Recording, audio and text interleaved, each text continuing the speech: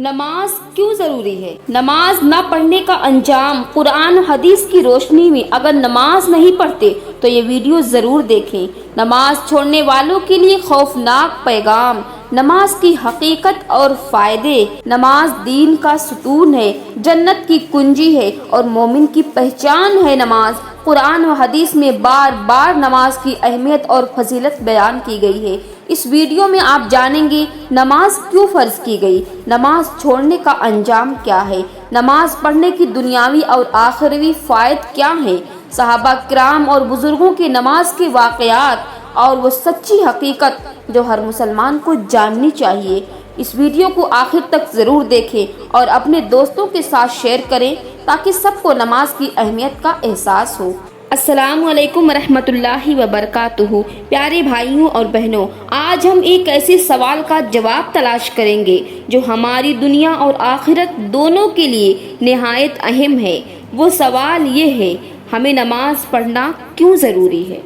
نماز وہ عبادت ہے جو نہ صرف انسان کو اس کے رب سے جوڑتی ہے بلکہ اس کی زندگی میں سکون، برکت، کامیابی اور محبت لے کر آتی ہے۔ نماز وہ عبادت ہے جو نبیوں کی سنت ہے، صحابہ کا سرمایہ ہے اور ہر مومن کی پہچان ہے۔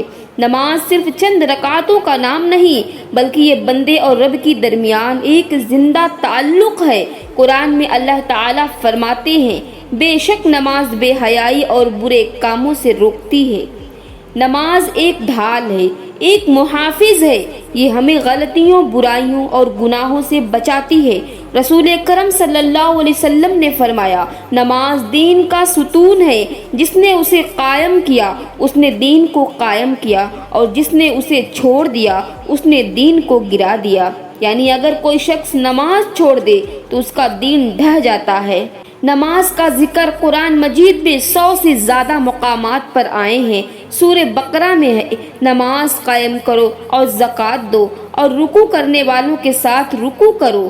سورہ طٰہٰ میں ہے، اور اپنے گھر والوں کو نماز کا حکم دو اور خود بھی اس پر ثابت قدم رہو۔ سورۃ المومنون میں ہے، کامیاب لوگوں کی نشانی یہ بتائی گئی، وہ جو اپنے نمازوں میں خشوع اختیار کرتے ہیں۔ احادیث میں بھی نماز کی اہمیت پر زور دیا گیا ہے۔ رسول اللہ صلی اللہ علیہ وسلم نے فرمایا، آدمی اور کفر کے درمیان فرق صرف نماز کا ہے۔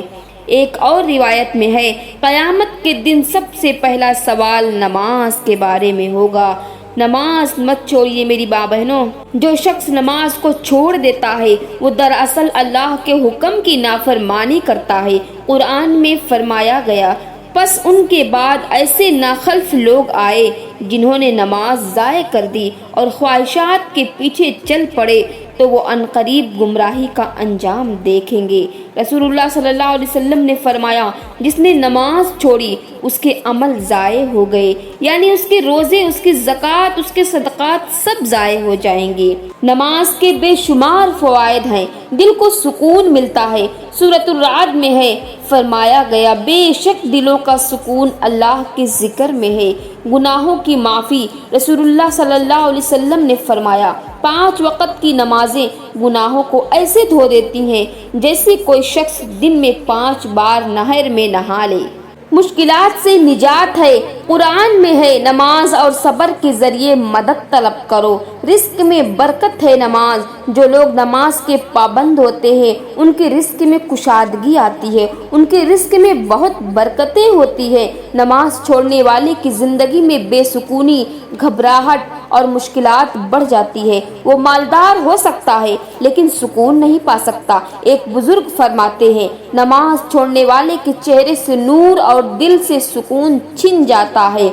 قیامت کے دن نماز کا حساب ہوگا۔ رسول اللہ صلی اللہ علیہ وسلم نے فرمایا، قیامت کے دن بندے سے سب سے پہلے اس کی نماز کا حساب لیا جائے گا۔ اگر وہ درست ہوئی تو باقی اعمال بھی درست ہوں گے اور اگر وہ خراب ہوئی تو باقی اعمال بھی خراب ہو جائیں گے۔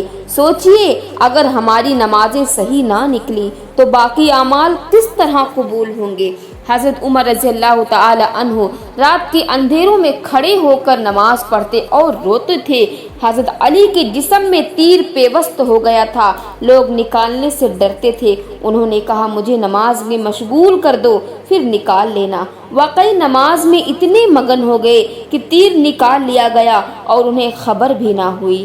حضرت بلال رضی اللہ تعالی عنہ اذان دیتے تو صحابہ دوڑ کر مسجد کی طرف آتے، کیونکہ ان کے دل نماز کے شوق سے لبریز تھے۔ نماز میں انسان اپنے رب کے سامنے جھکتا ہے۔ سجدہ وہ لمحہ ہے جب انسان اللہ سے سب سے زیادہ قریب ہوتا ہے۔ رسول اللہ صلی اللہ علیہ وسلم نے فرمایا بندہ اپنے رب کے سب سے زیادہ قریب اس وقت ہوتا ہے جب وہ سجدے میں ہوتا ہے۔ یہی وجہ ہے کہ جو نمازی ہے وہ غموں اور پریشانیوں میں بھی سکون پاتا ہے۔ نماز ہماری عادتوں کو درست کرتی ہے۔ فجر کی نماز ہمیں صبح جلدی اٹھنا سکھاتی ہے۔ ظہر کی نماز ہمیں مصروفیات میں اللہ کو یاد رکھنے کا سبق دیتی ہے۔ عصر کی نماز ہمیں دنیا کی بھاگ دوڑ کے باوجود آخرت یاد دلاتی ہے۔ مغرب کی نماز ہمیں دن کے اختتام پر شکر گزار بناتی ہے۔ عشاء کی نماز ہمیں سکون کی نیند عطا کرتی ہے۔ پیارے بھائیوں اور بہنوں، نماز صرف ایک فریضہ نہیں بلکہ یہ ہماری زندگی کا سہارا ہے۔ جو نماز کو تھام لیتا ہے اللہ اسے دنیا اور آخرت میں کامیاب کر دیتا ہے۔ آئیے آج یہ عہد کریں کہ ہم نماز کو کبھی نہ چھوڑیں گے، چاہے مصروفیت ہو یا تھکن ہو، چاہے دولت ہو یا غریبی ہو، چاہے صحت ہو یا بیماری ہو، ہم نماز کو اپنی زندگی کا حصہ بنائیں گے انشاءاللہ۔ یہ عہد کریں اپنے آپ سے۔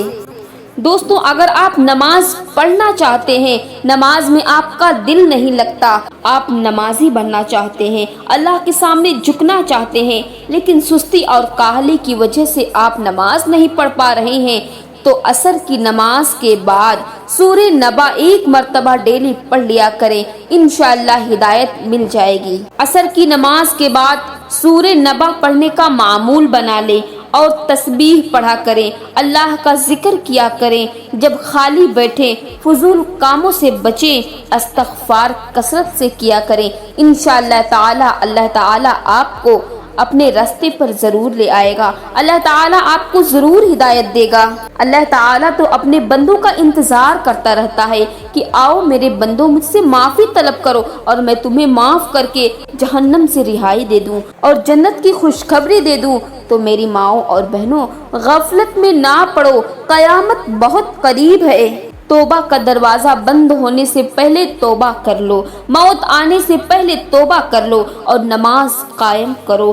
وعدہ کرو اپنے آپ سے کہ انشاءاللہ نماز نہیں چھوٹے گی۔ اور عصر کی نماز کے بعد سورہ النبا ایک مرتبہ ضرور پڑھ لیجئے، اللہ تعالیٰ اس سے کافی ہدایت دیں گے انشاءاللہ۔